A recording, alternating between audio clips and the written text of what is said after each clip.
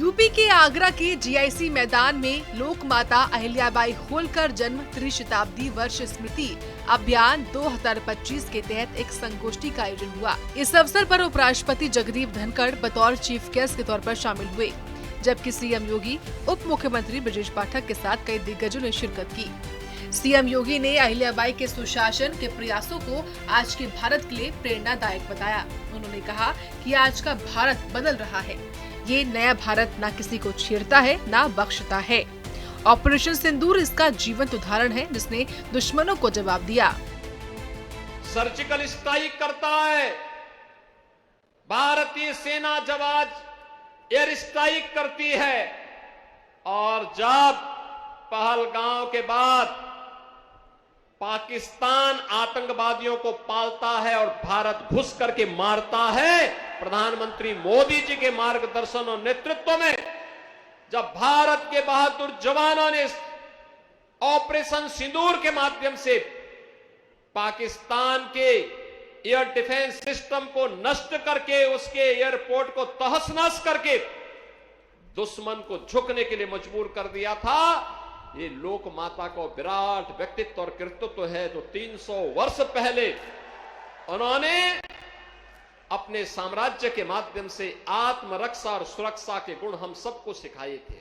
जब भी समाज अपने नायकों से, राष्ट्र नायकों से, नायिकाओं के प्रेरणादायी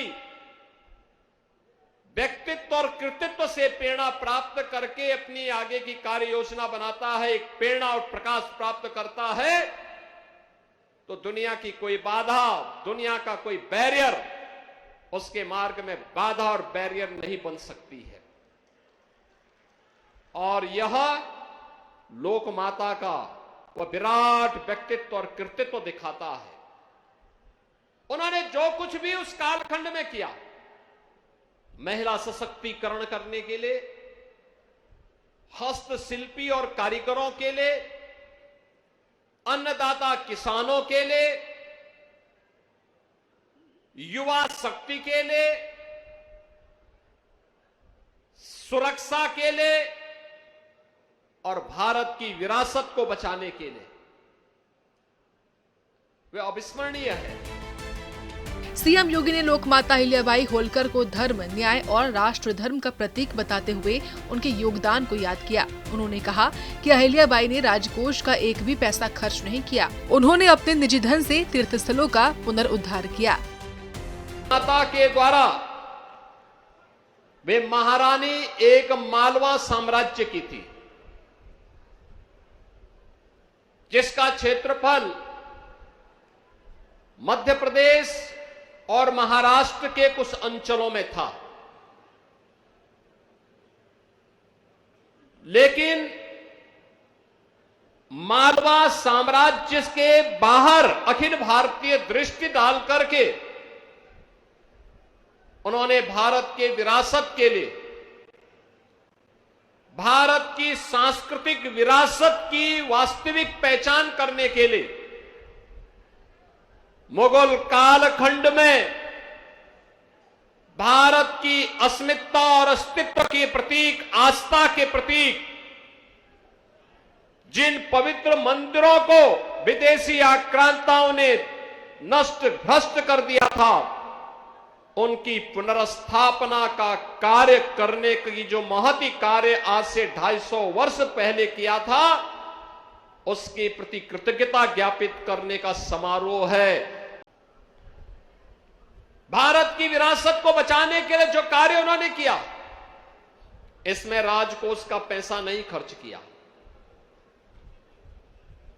इसका पैसा उन्होंने स्वयं के लिए अर्जित, उनकी स्वयं की संपत्ति से जो अर्जित होता था, उस धनराशि से ही उन्होंने पुरी के मंदिर का, गया के मंदिर का, काशी विश्वनाथ के मंदिर का, केदारनाथ धाम के मंदिर का, महाकाल के मंदिर का, ओंकारेश्वर के मंदिर का, सोमनाथ के मंदिर का, भीमा शंकर के मंदिर का और रामेश्वरम के मंदिर के पुनरुद्धार का कार्य उन्होंने किया था। याद करिए, एक लंबी श्रृंखला है, इसकी लंबी श्रृंखला है। और जीवन कितना जिया था? मात्र 70 वर्ष। बहनों और भाइयों,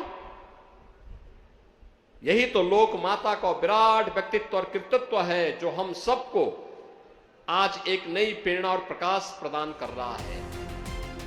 आगरा में लोकमाता अहिल्याबाई होलकर जन्म त्रिशताब्दी स्मृति संगोष्ठी ने न केवल उनकी विरासत को सम्मान दिया, बल्कि सनातन संस्कृति और महिला सशक्तिकरण के प्रति डबल इंजन सरकार की प्रतिबद्धता को भी उजागर किया।